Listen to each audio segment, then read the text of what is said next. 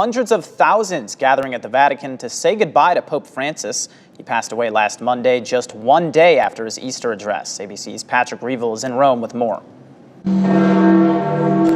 In St. Peter's Square, in front of a vast crowd, a funeral mass watched around the world. The Vatican saying more than 250,000 people were there, paying their respects to the man many called the People's Pope. 6 days since the 88-year-old died from a stroke, his simple wooden casket laid on the steps of the Basilica. The Dean of the College of Cardinals, Cardinal Giovanni Battista Re, delivering the homily. Cardinal Re noting how Francis had come among the crowds here on Easter Sunday, the day before his death, speaking of Francis's relentless calls through his 12-year papacy to help the poor, refugees, migrants. Build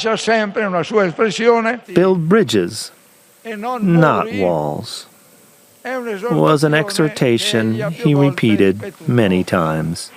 The crowd applauding as the Cardinal recalled Francis's 2016 trip to the Mexico-US border and repeating his words, "Build bridges, not walls." In the crowd, signs saying, "Thank you, Francis." Dare I say electric?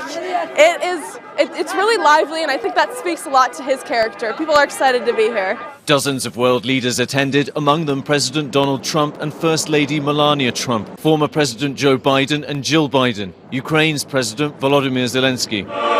There was applause again as Francis's casket left the square, a procession then carrying him through the streets of Rome, thousands lining the route, the Pope-mobile converted into a hearse, passing by the Colosseum.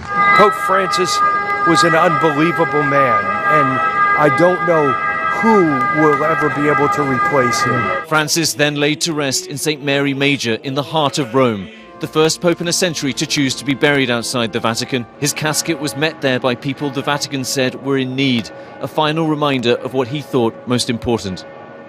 Attention is now turning towards the conclave to choose a new pope. Normally it happens 15 to 20 days after the death of a pope, but it could be announced much sooner if cardinals wish. Patrick Reevell, ABC News, Vatican City.